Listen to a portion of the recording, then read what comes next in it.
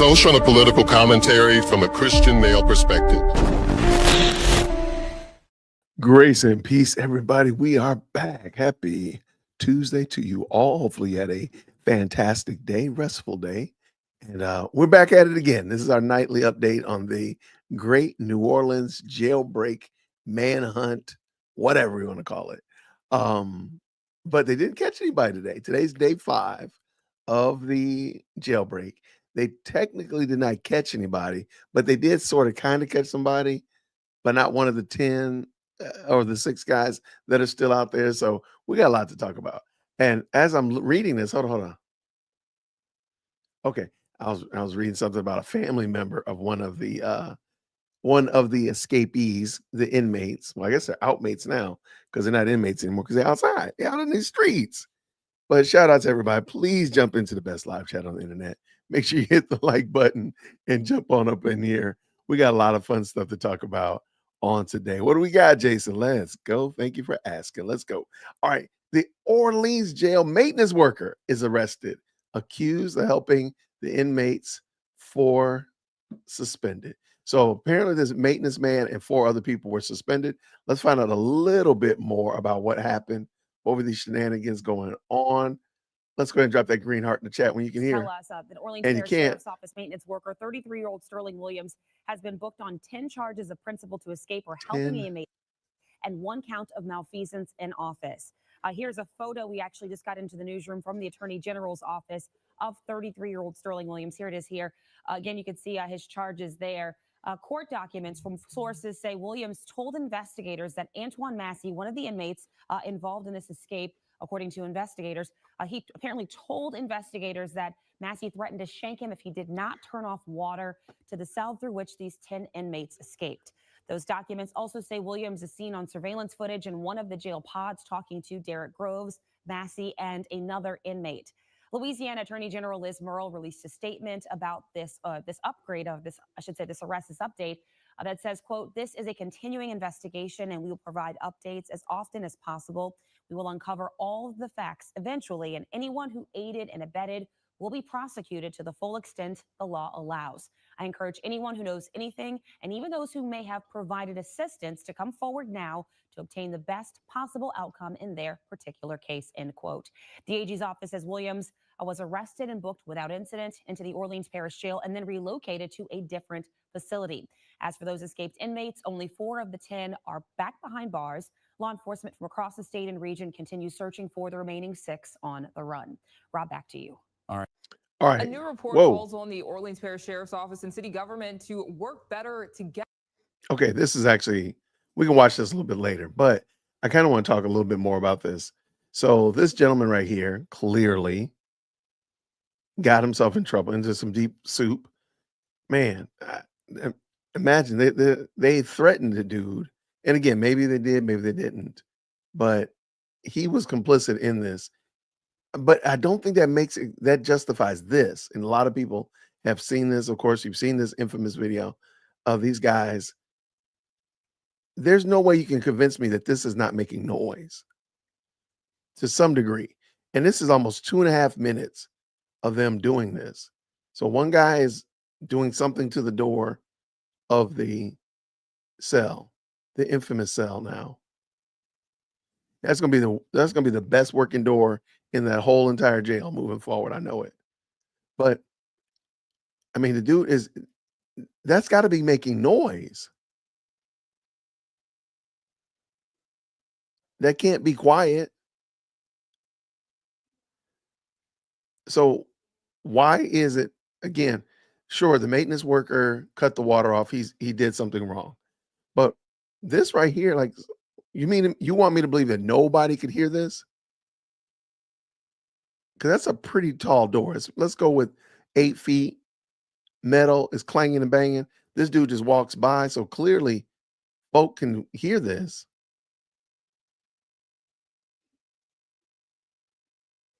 My man right here with the do-rag, he like, what's going on, my guy? Yeah, I mean, this is going on for a good little minute. And there's still at least a minute and a half of shenanigans still going on.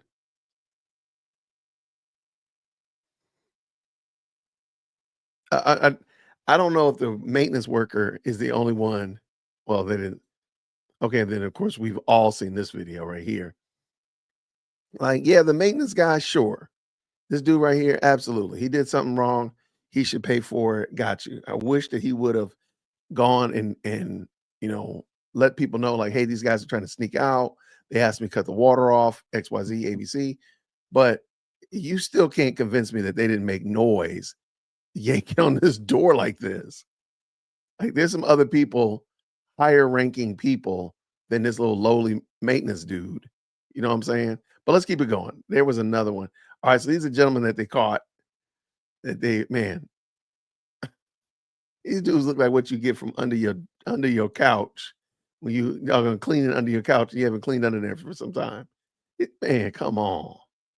All right, so this is when they actually arrested the gentleman at his crib. So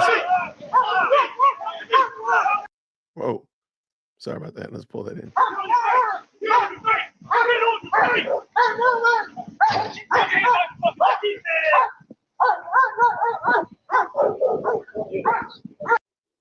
I would not want to have these guys outside my crib. I mean, shout out to the Ring camera. Do you realize how much of life has been made better by Ring Cam? How many people have been literally saved because of Ring cameras? That's crazy. But I wouldn't want these big dudes outside my house. And they look like they're about 3 houses down. I don't want you by my house, man. Go away. Get by my yard, man. Messing up my doggone property value. Yeah, I agree, man. I would think that would have been really loud. I would think that. By the way, if you've noticed, StreamYard has now added a new feature that allows comments to show up in the on the actual screen. Shout out to StreamYard. So I can see that being something you got to be mindful of. But for the time being, right now, just go and drop a heart in the chat, and it shows up. There you go. Pretty dope. Shout out to you, StreamYard. Great job adding new features. All right. So they still got 6 guys on the run still. So technically today is 5. They have not day 5. They have not caught one technically today, even though they got this guy. It's kind of like a bonus. So they're going to still be out there like Mario trying to collect the coins, Mario coins. Let's see what we got. The city council had a press conference today, not a press conference, a council meeting about it. It was like 3.5 hours long. It was really long. It was good though. They had a lot of good conversation. I am not going to give y'all a 3-hour. I mean, that's longer than a movie. That's longer than a movie. So let's pull this in. Let's see. News. As your sheriff, I take full accountability for this failure. And it is my responsibility to make sure it is addressed with urgency and transparency. Well, breaking at noon on Fox 8 News, the Orleans Parish Sheriff, Susan Hudson, takes responsibility for the escaped inmates from the Orleans Justice Center. The sheriff says her office will work quickly to capture the 6 remaining escapees, while the NOPD chief says she believes they're all still in New Orleans. Good afternoon. I'm Liz Reyes. Sheriff Hudson says the escape was a combination of miscommunications and intentional wrongdoing from a jail employee. She made the comments while speaking before the New Orleans City Council today. The Orleans Sheriff's Office also says it suspended 4 other employees over the escape. So right now, a massive search underway for Derek Rose, Antoine Massey, Corey Boyd, Leo Tate Sr., Lenton Van Buren, and Jermaine Donnell. Josh Robinson will join us live in just a few minutes on the search and the jail employee accused of helping the inmates escape. But first, Fox 8's Chris Joseph joins us live now. So Chris, today, New Orleans council members focus on that timeline of the escape and when people were notified. Explain what else you learned today. Yeah, the meeting's happening right now, and city council members spent the first half of the discussion with Hudson hammering a timeline. If you remember that famous video with all those inmates running out, that happened around 1 a.m., but subsequently Hudson told the council that really the OPSO didn't piece together that those folks were gone until 8:47 a.m. So let me run you through the timeline here. Bear with me, there's going to be a lot of times here. But again, we start at 1 a.m. That video that you have seen so many times the inmates running out. OPSO leadership explained that a shift change at the jail happened at 6:30. So that's 5.5 hours after that video. A head count begins after that. And it wasn't confirmed the escapees were gone until 8:47 a.m. So remember, that's almost 8 hours now after they had broken out. The jail went into lockdown at 8:53, and the U.S. Marshals Task Force was notified at 9:30. NOPD Superintendent Ann Kirkpatrick says she wasn't notified until roughly 10:30 after one of her captains, an NOPD captain, flagged her team about OPSO's escapes. Sheriff Susan Hudson did not call Kirkpatrick, and the NOPD was not immediately given mugshots on the escapees, though Kirkpatrick and Hudson did later get in communication, obviously. Now, Hudson, as you heard earlier, accepted responsibility for what transpired. She obviously vowed to make improvements. She says systemic changes are needed. And as you heard from Liz earlier, 4 employees suspended, 1 has been arrested. Obviously, much more to come here. The meeting is still going on. My colleague, Maddie Kurth, is in there keeping tabs. Right now, they are discussing the financials of the jail, something that has been a long-running saga between the OPSO and the City Council. We'll have much more on that later this afternoon. Reporting in New Orleans, Chris Joseph, Fox 8 Local First. 30, I'm Rob Krieger. Whoa. Okay, my goal was not to keep playing all of these, but they seem to be starting right after one another. I'm sorry. I understand the maintenance man should have been fired, arrested. That's fine. But the other ones, I need to know why those other ones were suspended. Because I'm sorry, going back to the infamous video, if the waterman, let's call him the maintenance man, gets arrested for whatever he did to participate, then whoever allowed this to happen should also get the same level of treatment. Because I'm sorry, there's no way. If they said a shift change happened at 6:30, that means at 12 o'clock they had a fresh shift, at least. Why? How did y'all not hear this guy Hulk smashing the door? There's no way you're gonna get me to believe. I might want to see all of the tapes. We might need to see all the body cam at this point. And I'm not trying to say that this guy, the maintenance man, does not need, this gentleman right here doesn't need punishment. He does need punishment. If he did facilitate and help them out, then that's what he gets. Okay, you should have looked for some other solutions rather than to be complicit in this. However, I might need some body cams. I might need to see the body cams because I can't believe that this was quiet. Where are the other angles on this? Who's watching this video? So nobody's in command center watching this while this is happening. It's just happening and y'all just recording it. Where are the other inmates? Where are they supposed to be? How y'all just wandering around in the jail? I mean, I know you're in jail, but I just have more questions. And again, if this guy gets arrested, and they kind of make it sound like he's I almost feel like he's a scapegoat. That, hey, we got this guy arrested. Don't worry about anybody else. No, there's some other people. We need to ask some other questions, people. Yeah, Marshall said so far they haven't said why they were suspended. I really wish they would, because it seems like that would probably be we would probably want to know that in my little 2 cents. Put my little 2 cents together here. I think we would want to know, why did these men or women get suspended? What did they do that made them suspendable? The maintenance man will be, yeah, that's the word I'm looking for. Thank you, Keefus.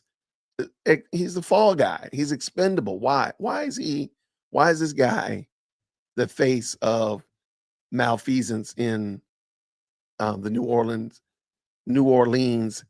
great jail breakout, whatever we're calling it, manhunt? Because it just seemed like he almost is a fall guy. I love that. Thank you so much. That's the word I was looking for. Okay. All right. Oh no, they did this other one right here. There was another one in there. All right. I hadn't planned to watch this one though, but let's pull it in. Let's see what they talk about. I know they need to turn their microphones on. Let's go. Green hearts in the chat when you can hear. 30, I'm Rob Krieger. And I'm Lucy Bustamante. Law enforcement sources have confirmed to Fox 8 that a jail maintenance worker was arrested and charged with helping inmates escape. Kelsey Davis joins us now with details. Kelsey. That's right. Sources tell us Orleans Parish Sheriff's Office maintenance worker, a 33-year-old Sterling Williams, now faces 11 separate, or he has been booked, I should say, on 11 separate counts, including 10 charges of principal to escape or helping the inmates escape, and 1 count of malfeasance in office. So we've learned through court documents from sources that Williams told investigators Antoine Massey, one of the escaped inmates, threatened to shank him, he said, if he did not turn off the water to the cell through which they escaped. Those documents, again, from sources, also say Williams is seen on surveillance footage inside one of the jail pods talking to Derek Groves, Massey, and another inmate. According to the Orleans Parish Criminal District Court docket master, Sterling was arrested and booked on the 11 charges yesterday and is now in custody. So far, only 4 of the 10 escapees are back behind bars, as law enforcement across the state and region continue searching for the remaining 6 who are on the run. At 7:43, the manhunt for the 6 escaped inmates stretches into day 5. Some Louisiana state lawmakers are calling for an investigation, possibly by the Orleans Parish DA or the Louisiana Attorney General. We're going to talk about that in a second. We'll talk about that in a second. Some of the knee-jerk reactions that are coming out of this. But no, man, this is very interesting, I have to say. I'm trying to find a digestible way to manage this council meeting where it is interesting. There's a lot of information, there's a lot of facts, but literally it's 3.5 hours. So I don't think I'm going to do that to you all, because I'm not going to do that to myself. Breaking news. The sheriff has just suspended her campaign for re-election this October rather. I'll send you the link. Thank you so much, Marshall. I told y'all yesterday I thought this was going to be the play. And just think about it. If you're running for an office that's this volatile, if I could help inmates escape and make you look bad, imagine what that, I'm not saying that happened, but is it out of the realm of possibility, I think, is the question I'm asking. I could see that happening. I'm not saying that I'm not saying that she shouldn't have resigned or suspended her campaign. I'm just saying I can see shenanigans happening here. And it just seemed like again, the people in New Orleans are the ones that are going to decide, and they probably think it's the right thing to do. And I can't say I don't agree with them, but that's just interesting, man. Shout out. Thank you so much. You just sent me the link. Thank you so much, sir. We got breaking news, man. Marshall the plug. Marshall, we got to come up with a faster way, man. We got to come up with a better way, man, for us to get this information from the plug. All right, all right, let's bring this one in. I'm going out of order now. We're going hot off the press over here. We're giving y'all breaking news up in this piece. Make sure y'all hit that like button if you like this type of breaking news information. Let's go. All right, so Sheriff Hudson announces temporary suspension of her re-election campaign. It would be really hard to, run on the safety and blah, blah, blah, while 10 inmates, or 6 rather, inmates are running free in the parish. I can kind of see that. In battle, New Orleans Parish, Susan Hudson announced Tuesday evening, May 20th, that she will temporarily suspend her campaign for re-election this fall. I'm going to say, because they're focusing on the word temporary and temporarily, I'm going to give her till about Thursday. And she's going to be back on it. Because as soon as, and you're going to see her at every single arrest moving forward. If they arrest one of these cats, let me tell you, she going to be right there holding the gun, holding back the dog, macing them, popping them with the taser. She going to be in every one of those pictures. I'm telling you right now. All right. Hudson has come under withering criticism in the wake of the May 16th escape of 10 inmates from the Orleans Justice Center jail. She has supervised since May 2022. Hudson faces 3 opponents in her run for a second term on October 11th primary election. I'm telling you, you're going to see her in one of these. You're going to see her, Marshall. She going to be in every one of these doggone arrests moving forward. Just like we saw in the ring cam. I was like, look, I want them dudes outside my house. She going to be out there. Is the camera ready? Y'all ready? Okay, here we go. Kick in the door. Let's go. I'm telling you. Speaking before the Orleans City Council earlier today, Hudson, for the first time publicly, took responsibility for what Governor Jeff Landry has called the biggest jailbreak in Louisiana history. I'm fine with that. I think it's good. It's the right thing to do. Even if no, she didn't kick open the door. No, she's not the one that cut off the water. However, she should take responsibility for it. Hats off, kudos to her for taking responsibility and saying that she's responsible for it. I can rock with that. As I said today, I take full accountability for the breach that occurred under my leadership. I am grateful to the community, our law enforcement partners, and the city and state leaders for helping us to secure Orleans Justice Center and capture the remaining escapees. You know what? I got to give her love for that. I got to give her love for that because I think this is it. There's no deflection. She's not saying, but by the way, Tyrone over in maintenance didn't fix that door. By the way, I've been asking city council for $85 billion to put, fix this. Nothing like that. She took accountability. I like that. We've taken immediate action, including suspension and arrest and full cooperation with the Attorney General's investigation. You know what? I like this. Well, we've heard a lot of, dare I say, speeches after big events on this channel. And I'm going to give her credit for this one. This one is good. There's no deflection. There's no off-putting or hey, look up. What about over there? There's something shiny over there. Hey, don't forget about that. She took responsibility. She used big words like accountability, cooperation, immediate, suspensions, arrest. So, shout out to her again. But I'm telling you, as sure as my name is Jason, she gonna be back. She gonna use a setback for a come up. That's what she about to do. She gonna be in somebody Baptist church this weekend, and she gonna be back by next Thursday. Consider it. I'm a prophet and not the son of a prophet. Let's go. Still, there's a long road ahead for me to fully satisfy the OJC, satisfied that the OJC and the deputies have proper resources to perform their duties in the fullest extent of the people of New Orleans deserve. As such, I'm temporarily suspending my re-election campaign. I cannot spend a moment putting politics over your needs. I mean, that might be a political speech, but I think most people can rock with that. Now is the time to focus on security, accountability, and public safety. I look forward to continuing to collaborate with our other agencies and community organizations to hear your valuable input and make necessary changes. You know what? I can get with this. Again, it could be a level, of gamesmanship, brinksmanship, because everybody's looking at her, and sometimes all publicity is good publicity. I think that could possibly be the case. Just like I think it's not out of the realm of possibility that one of her political opponents might have been helping along with facilitating the shenanigans. Now, can I be reaching? Oh, absolutely, I'm reaching. I know I am. But is it crazy? It's not really the craziest thing you've heard today. I know it. I kind of like this, though. I have to say, I've heard a lot of people give these speeches after something happens, after the stuff hits the fan. And I got to give her credit where credit's due. That's not bad. Shout out to Susan Hudson. Yeah, I don't, hopefully it'll go well. I just hope they catch everybody, get them behind bars, and whoever's the sheriff next time checks behind the sink. That's all. Check behind the sink. That's all I need you to do. Craziness, man. All right, let's go.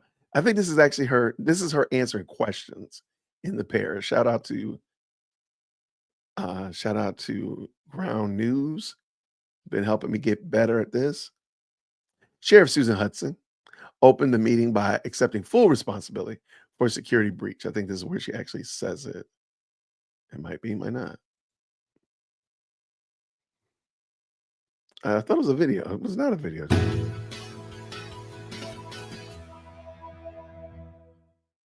And as we said, 6 inmates, they're still on the run. Hold on. Oh, it's right here. But that's not her speech. Let's see. healthcare, anti-bullying, mental health support. But when communities and schools is present, 99% of our students are present and ready to learn. And as we said, 6 inmates, they're still on the run this evening, and today Sheriff Susan Hudson said the jail needs more funding to prevent future escapes. And while she said the community deserves answers and action, she also pointed to a faulty facility as the reason that those escapes happened. And Alyssa Curtis was at that hours-long meeting in City Council chambers. Alyssa, what is the sheriff saying that they need the money for? Yeah, the sheriff says that the facility needs to be hardened today, and they need to fix some infrastructure issues. But some council members are hesitant, saying there's a lack of transparency. The escape of 10 individuals from the Orleans Justice Center is unacceptable. 4 days after 10 inmates escaped the Orleans Justice Center, Sheriff Susan Hudson took responsibility. As your sheriff, I take full accountability for this failure. Not long after, though, she blamed the budget. What happened last week was a crisis, but the conditions that made it possible are not new. Hudson asked the city council for more money, saying the facility needs to be hardened today. But council members say, okay, I'm still going to stand by what I said.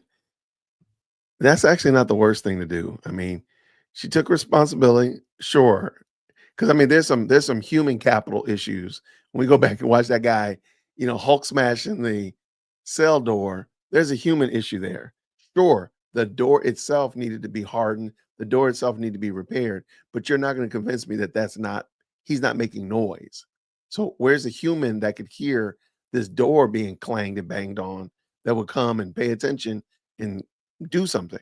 So there's some other issues there as well. So sure, the building needs to be resolved. It has some hardening issues that need to be taken care of, and I can rock with that. However, there's also some other problems that need to be resolved, and I think I can still rock with that. I don't think she's trying to deflect from responsibility. But let me know what you think for sure. Say there's a lack of transparency as to where the money is going. The law is clear. The sheriff runs it. The council pays. When you say jump, you want to say how high. Okay, I remember this guy when we were talking about Mayor Cantrell and her multiple trips. I don't know what's up with all these mayors taking trips, but we were talking about trips, and she wasn't going to pay for her first class upgrades, and this guy was one of the guys. So shout out to him. If you're in the same system as every other department and you have a need, and we can compare it with every other department to the same needs, then we can look at that accountability and make moves. According to the council and the sheriff, OPSO is on a different system than much of the city. Council President JP Morrell says that means they can't see how much money OPSO has and where it's being spent. When we don't know exactly how much money you're spending, how much money you have out, how much money you have in, conversations get real murky. That's fine. And I think governments are weird, just like every other entity. When you have humans in there, sinful human beings, you're going to get this type of scenario. So that's actually not hard to believe and work with. But on the same note, Sheriff, if they're asking to know where your money is and how you're spending it, you need to be sharing that with them. I mean, I think that could be pretty easy to understand and do. OPSO says they have about $235,000 in a special fund, but says they want to save it for an emergency. This will qualify as an emergency. I'm going to let you know something, Sheriff Hudson. This is an emergency. You had 10 inmates sneak out. I mean, just basically waltz out out the loading dock doors. Ma'am, this is an emergency. We're going to go ahead, and y'all already going to pay what, $10,000 per inmate that's captured or through Crime Stoppers and stuff. Ma'am, go ahead. I know you don't want to. You have to knock this down and get those doors fixed, get some hardening systems in place, whatever it is, better cameras, whatever. You have to knock that down. I don't say just empty it out completely, but I think you should go ahead and that should just go ahead and just be, we are in an emergency situation. And move accordingly. I'm sure you're going to probably need more than that, but I think we can agree you're in an emergency situation. But Council Vice President Helena Moreno says this would constitute as an emergency. If every dollar really matters, then every dollar should really matter towards securing this prison. securing this jail. OPSO officials say they've already redirected some money to capital projects. While the council decides if they'll allocate more money, Criminal Justice Committee Chair Oliver Thomas said the budget is a valid point of blame for the escape. When you have questions about locks, when you have questions about soft spots and lack of security, absolutely. Attorney General Liz Murrell says the jail isn't necessarily decrepit. I would like to take a look at the funding and compare it to other prisons. She says, though, the jail should have the capacity to handle higher security inmates. Hudson says they've also asked the State Department of Corrections for more funding. She says they haven't gotten an answer yet, but they were offered more personnel as well as help from the AG's office in prosecuting inmates faster. All right, Alyssa, thank you so much. Okay, I can rock with that. I mean, I don't know what else they can do if they've given you extra people. I mean, extra humans. I mean, that's akin to everything else you need. Like, what else would you need? I mean, I'm assuming with other people, they give you the means to pay for them. I was like, let's roll with that. All right, so they're actually calling, but these people want somebody's head on the platter. So they're actually asking for Susan Hudson to resign. I don't know if I can go to resign route yet. I'm gonna listen to this. Another Louisiana state rep calls for the resignation of Orleans Parish Sheriff. I don't know about that one. That one just seems like that just seems a little bit harsh to me, in my opinion. I'm not trying to say that after further investigation, maybe she would need to resign. But to me, right now, today, y'all need leadership to run this ship. And she need to be out there again. She needs to be, when they capture the next person, she needs to be right there in front of them. Freeze. She better be right there with the taser, with the dog, something, carrying the AK. She better be involved in the next arrest. I don't know if I say immediately resign yet. Let's get through this and have that conversation when it's over with. But let's see what they talk about. Green hearts in the chat when you can hear. Following additional breaking news as calls are growing for Sheriff Susan Hudson to resign. Today, State Representative Jason Hughes joined State Representative Amy Adato Freeman asking for Hudson to step down. Freeman has said that if Hudson needs more resources to ensure security, that she could have asked the state, not blame funding. Leaders are supporting the governor's order for an audit and investigation by the state inspector general. It comes as we are set to meet with the attorney. Okay. Yeah, I don't know about it.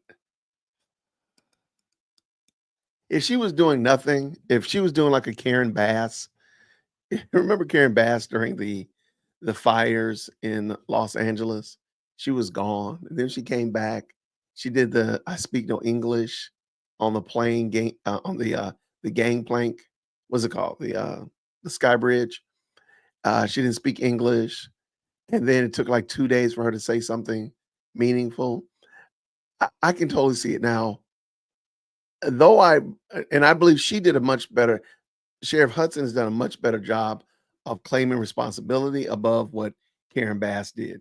Karen Bass, in my opinion, she should have resigned. She should have got off the plane and said, I quit, and got back on the plane and went back to Ghana or wherever she was coming from. So if Susan Hudson had not said before, hey, by the way, we need some money. Hey, by the way, these doors don't work, because we know she did. And she took responsibility, said, it's my responsibility. I'm the leader, blah, blah, blah. I don't think she needs to resign yet. Let's get these prisoners caught, get that taken care of. And then you can have the audit, you can have all that kind of stuff like that. And maybe then still, you might still say, you got to go, boo. You got to go. That's fine. But to me right now, it just seems like a knee-jerk reaction that will put more people in jeopardy, because they're going to be going through the flux of changing over leadership. They still got to catch these guys, this, that, and the other. I don't think that's a good look, in my opinion. I think they should stay the course. She's done, at least to the degree that I understand. And if you live in New Orleans or you have an opinion greater than mine, please feel free to chime in. She's done what she could do with what the resources that she had. I think that's commendable. But I also think what's commendable is you hitting that like button. So thank you so much for everybody. Looks like about 20 of y'all have jumped in. Thank you so much for opting in with us on this evening. We're just doing our evening update on the, how do I call it? The New Orleans Jailbreak Manhunt, something or other. I got to come up with a cool name. I come up with a cool name. But I do want to say thank y'all to everybody who hopped in. Now, the Attorney General did actually speak on this matter. Her name is A.G. Merle, and we're going to bring her in and listen to what she had to say about this topic. It's a little bit long, but I think it's worthwhile. And let's hear what she has to say. You want me to look right here? Green hearts in the All chat right. when you can hear. All right. Everybody good? Guys ready? Hold up. I'm good. I'm good. All right. Hold on. Y'all want me to just start, or you want to kick it off with something? Yeah. Okay. All right. Tell me when. Everybody good? All right, so my office today announced that we booked an individual last night and processed him on 10 counts of principal to escape from a penal institution, and we've also charged him with 1 count of malfeasance in office. That individual was a maintenance worker at the facility, and we believe him to have been involved in turning the water off in connection with this event. This investigation is still an ongoing investigation, and so there could be more arrests that will follow. Those charges could also be upgraded or changed or added to. So I'm happy to take any questions that you have. Ms. Attorney General, has the individual who left to go get food, that card, been suspended? That's the personnel side of things. You'd have to ask the sheriff about. So that's an administrative question. I mean, we haven't filed charges against anybody else yet that's on the staff. Okay. The sheriff's office had directed us to ask you that. Well, if they suspended the person as an administrative matter, then the sheriff's office shall to be able to confirm that. Number one, is Mr. Williams cooperating with the investigation? In other words, talking about sort of things that happened prior to the escape. And number two, what do you buy of his saying that he had to do this because one of the escapees threatened to shank him? Oh, look, I think that he made some bad decisions. I mean, I don't think that he had to do any of the things that he did. And, you know, if he was under threat, then he certainly should have brought that to someone else's attention. But, you know, the facts that I'm aware of indicate that there were multiple opportunities to do that, to bring it to the attention of authorities. If he wants to bring that up in his defense, then that's a matter for his defense attorneys. I'm not going to speak to the conversations that we've had with the individual. Did Mr. Williams have charges before any previous criminal record? Not that I'm aware of. You used the term maliciously assisted in the affidavit, and I know he described the reason why he did this as him being threatened to have been shanked. I know that if I was put in a position, I would be, you know, really disturbed and not knowing what to do. You know, why would you use the word maliciously? Look, I think it's legal terms for the report. Maliciously assisted in an escape means you intended to assist 10 individuals to escape from a penal institution, or from a jail, or, you know, a prison. Since we've had these conversations about jails, prisons, and different facilities. But, you know, he intended to assist these individuals to leave that facility. That's why we use those terms. Attorney General Mills Page with New Nation, just wondering, in the arrest affidavit, it said that he was untruthful. Did he originally lie to investigators? As I appreciated, he denied his involvement in the outset, but he's now, you know, we've gotten more information, and that's the basis for the arrest. Can you share some of the positions of other people who are under investigation at OPSO, what their jobs might have been, their roles? I really can't speak to the details of that. I can tell you that that we have and still are conducting a very thorough investigation of the staff. My investigation won't just stop with the acute event. We will also look at broader conditions at the facility. And I'm also looking at contributing factors that may not be in the control of the sheriff at that facility, like the number of people that she has housed there and how long they're staying there and what they're there for and whether there's a backlog in the court system that could address some of this problem. So at the acute event, what the contributing individuals were, what their participation was, everything that happened before these 10 people climbed over that wall. But that will also back out into other things that might be contributing to conditions at the prison. I know that the sheriff has indicated that she has concerns about locks on doors, and she's been asking to replace those.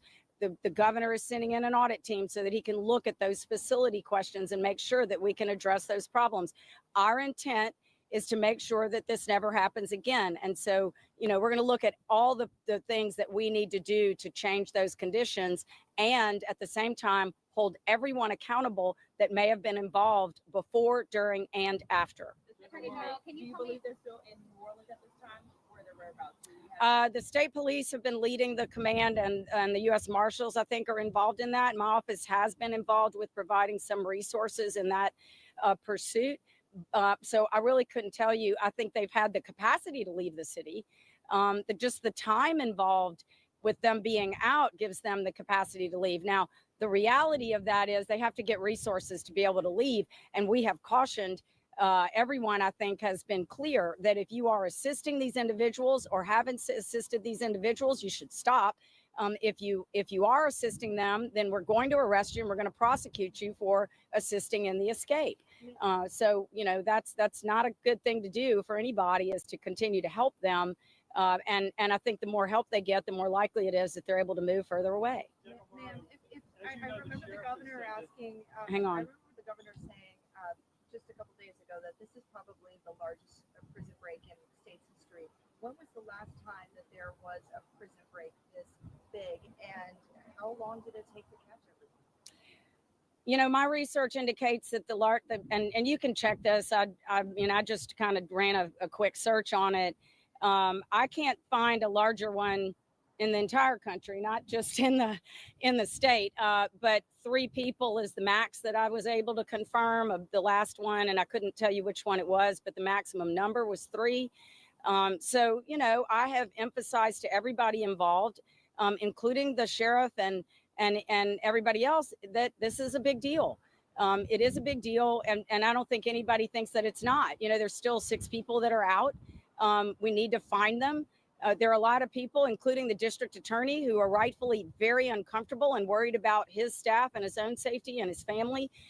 There are witnesses and victims, and all of those people are very rightfully very unnerved by all of this. And so time is of the essence, and we are doing everything within our power. All the boots are on the ground to try and recover these individuals, and all the resources that are at our disposal, including working with the FBI to recover them. Attorney General, can you specifically, excuse me, can you please? Let me, he had a question first. Let me. The sheriff has And he's asked you, I haven't gotten one. Okay. The Orleans Justice Center was not built to be a maximum security prison. With that in mind, why were so many state inmates still housed at the jail post-conviction? So there weren't a lot of state inmates there. As my understanding is the total number of DOC classified inmates was right around 60. This is a facility that is approved to house 1,400 people, and it was about at that capacity. So 60 is not a lot of DOC inmates. The reason for them being there, I can't speak to. The Department of Corrections can, but it may be that they were being held there pre-trial for other charges, parole violations, things like that. Those are some of the reasons why you might have somebody in a local jail that's at capacity like that. And so, they have been removed. They were removed over the weekend.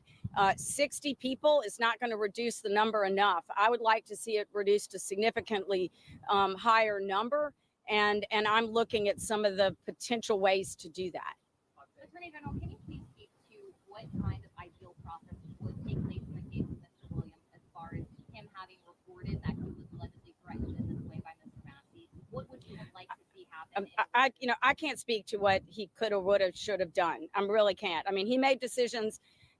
That's going to play itself out in the prosecution of his case. I'm sure that he will engage in that discussion, and I don't really know exactly when he says he was threatened, how long that went on, what choices he might have made every single day that he didn't make the choice to report it. I mean, I just don't have answers for those questions. That'll play out in his actual defense and his prosecution. When is the jail audit supposed to begin? You know, My understanding is that the governor was sending in an audit team to audit the facility and staffing issues and those kinds of questions, and also to look at how that complies, or those things were compliant with the basic jail guidelines as soon as this morning. So they may already be in that facility and having that conversation. That is certainly going to be relevant to my investigation as well. But I think they are the right people to do this. He's bringing in facility corrections professionals who understand what it takes to run a jail. You know, staffing issues are an issue for everybody. The State Department of Corrections struggles with that. Local other sheriffs do struggle with that.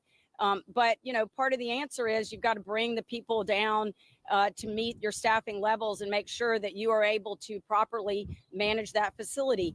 We need to look at what the level of threat those people have that are in that facility.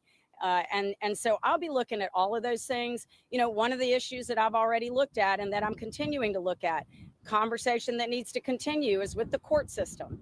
We have one judge who I know the Crime Commission issued a report on a couple of weeks ago, had a docket that had over 700 cases dating back to 2016. My understanding, and I'm still trying to verify this number at the prison, is that over 400 individuals on that docket may be in custody at the prison.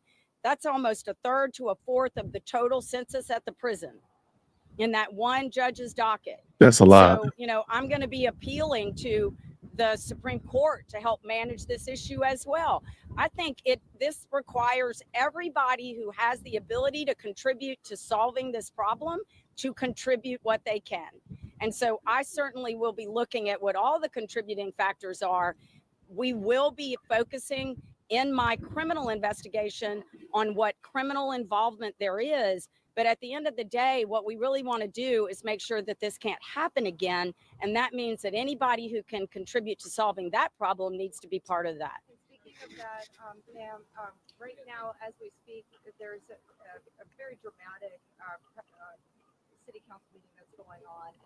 The city is, kind of at odds with each other over just a really egregious lack of what the sheriff says, of lack of funding over years and years and years that has led this brand new, 10-year-old jail to be defeated.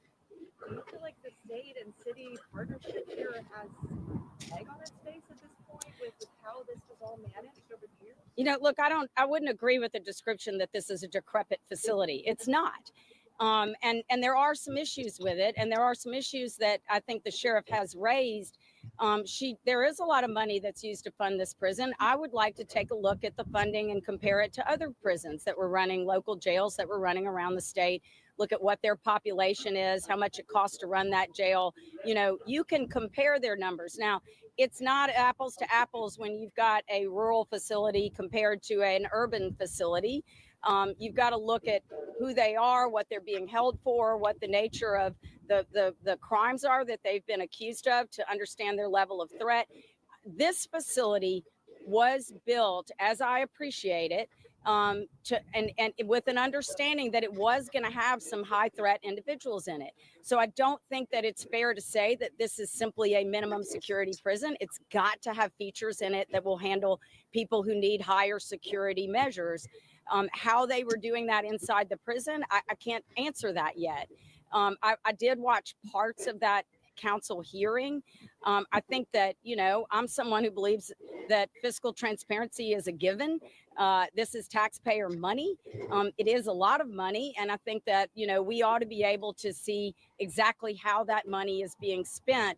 And I promise you that with all of the attention that is now being given to this, everyone's going to be looking at that. It's not just going to be a city council sheriff discussion that happens month to month to month.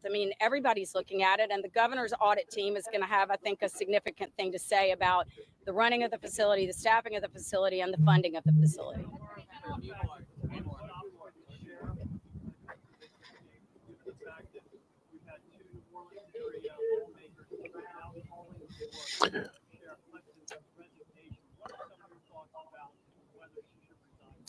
I'm not going to, answer questions about that. I don't think it's appropriate for me to answer.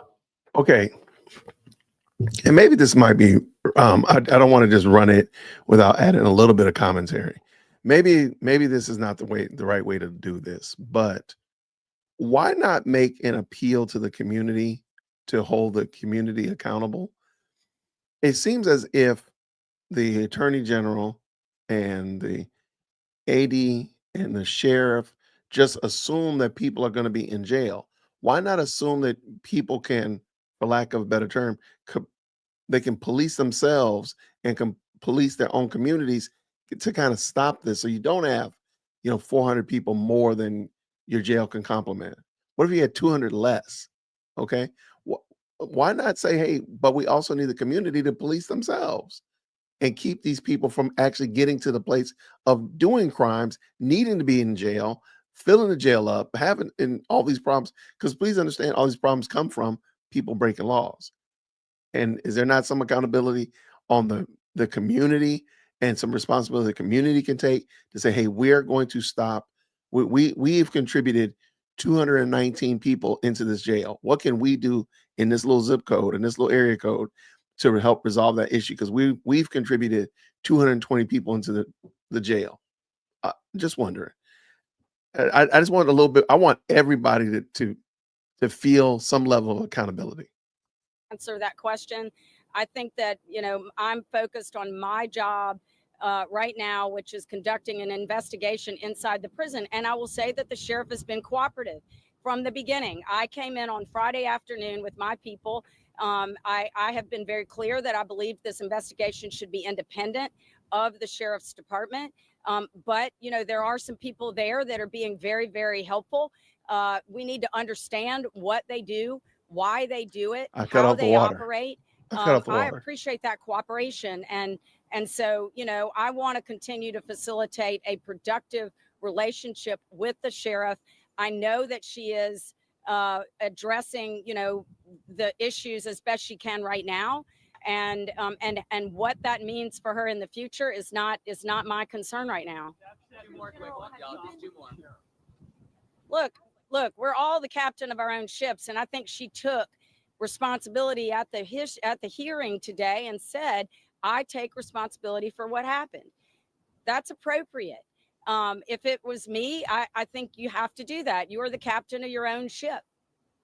Have you been in contact with the families of the six victims or the six inmates, the victims?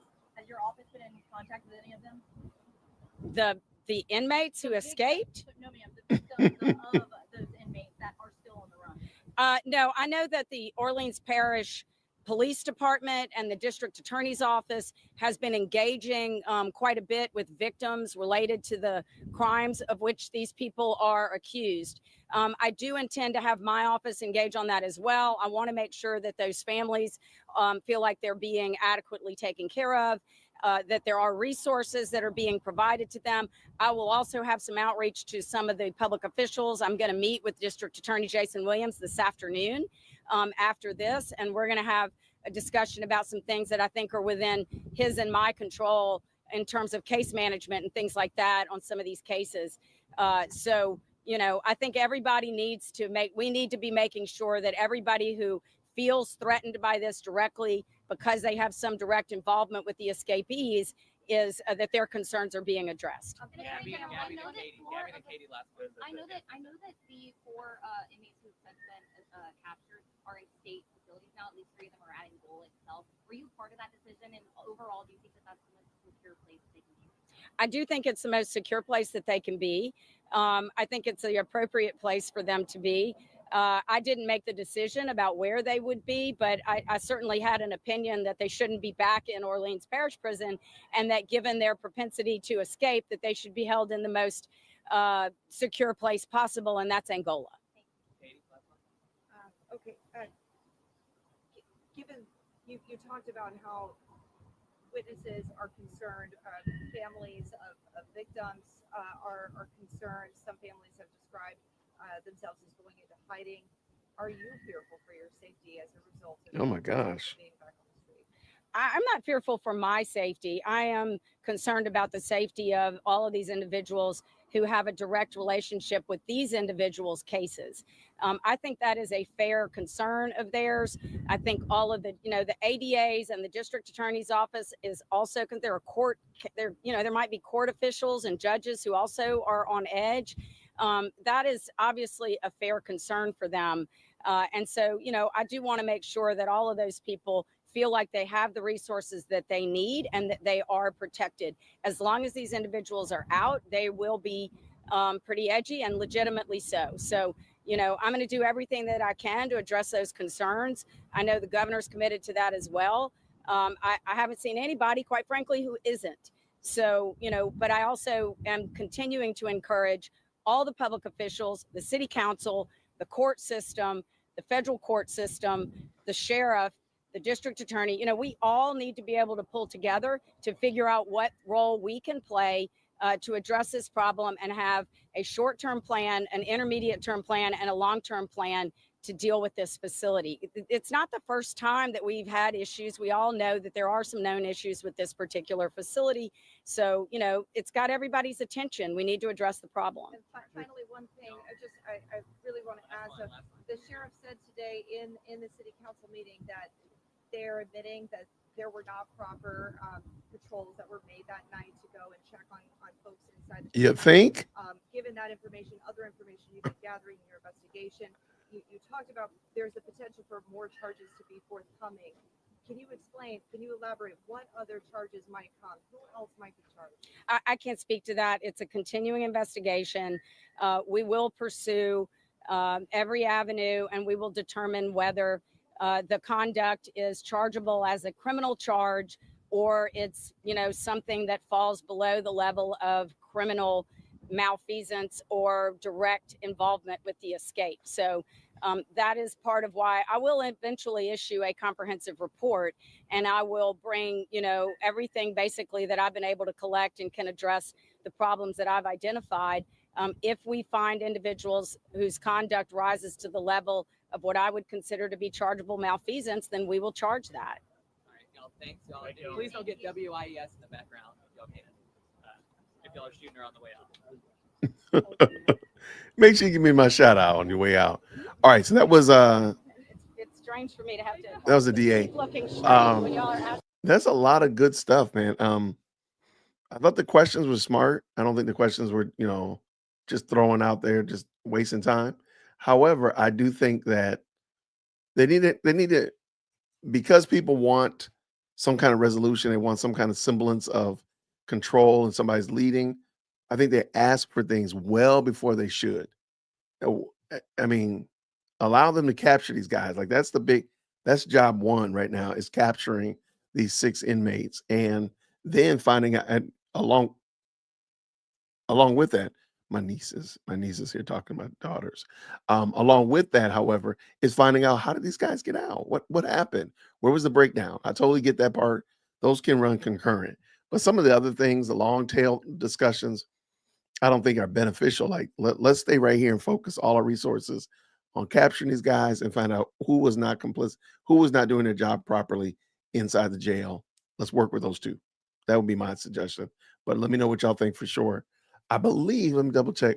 See if Marshall has sent me something else. Marshall, you sent me anything else?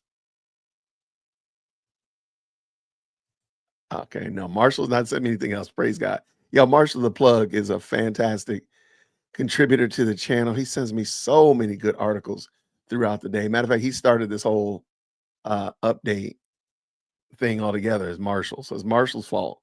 So shout out to Marshall the Plug. Thank you so much, brother. I really appreciate you, man. He said no, there he is. He said no. Okay, good. I don't want to end it and look at my email and I got 5 emails. We've done this before. I actually had to tell Marshall, like, look, I'm going live at this time. Don't send me more articles. Same for tomorrow. Because he does such a great job, man. Fantastic researcher. I really appreciate you, brother. We did talk about, I'm just looking through, checking the traps real quick. We did talk about these. We got the, did we listen to the sheriff? We didn't actually do this one. There's one where she's, the actual audio and video of her taking responsibility. So let me pull that in. Again, I think she's doing a good job, all things being considered. So I'm going to give her that credit for the time being. But real quick, green So I hearts in want the to take chat. you straight into the council chambers right now. It is a heated meeting. Sheriff Hudson is inside. And again, this has been going on for quite a while. It is getting heated between the sheriff and council members. Sheriff Hudson said today that I take full responsibility, and we're learning a lot of new details. The escape, we know that it started at around 12:30 a.m. OPSO discovered inmates missing at 8:30 a.m. And according to LSP, they were informed at around 10:03 a.m. NOPD was getting info from the media and the Fusion Center. We learned today that NOPD Superintendent Ann Kirkpatrick actually called the sheriff and was notified at around 10:30 a.m. We're told the sheriff did not call the superintendent first. There's also about 900 cameras inside of the jail. OPSO does not have a constant security vendor under contract. It was also revealed that the jail lacks sensors and alarms. Sheriff Hudson admitting there were staff failures. There were procedural failures and missed notifications. But there were also intentional wrongdoings.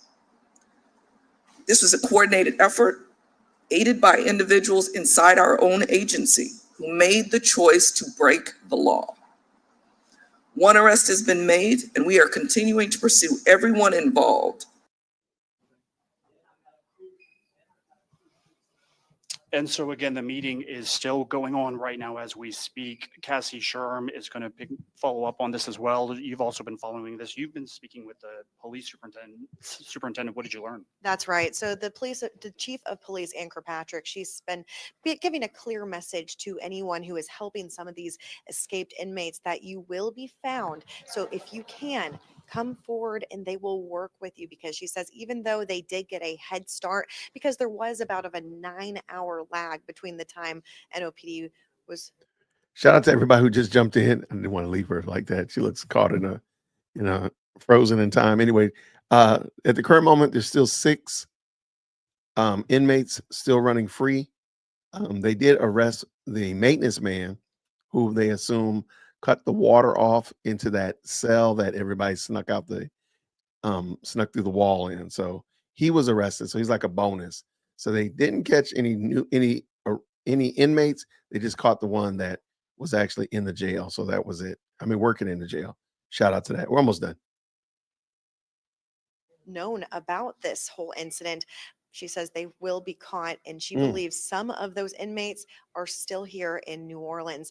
Now, yes, guys, as you guys saw earlier, Aubrey was showing you guys, there is a lot going on here with the sheriff right now. So you guys can see again, the chief of police is out right now.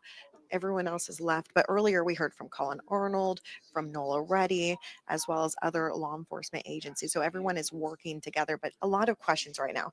Why did it take so long for NOP to be learning about this escape, as well as what are the communications between the two groups? And so this is something that we're going to be following very closely, and I want to give you guys the latest updates. But from now, inside the room here, I'm Cassie Sherm. We're going to send it back to y'all. All right, Cassie, and we're also following additional breaking news as calls are growing for Sheriff Susan Hudson to resign. Today, State Representative Jason Hughes joined State Representative Amy Adato Freeman asking for Hudson to step down.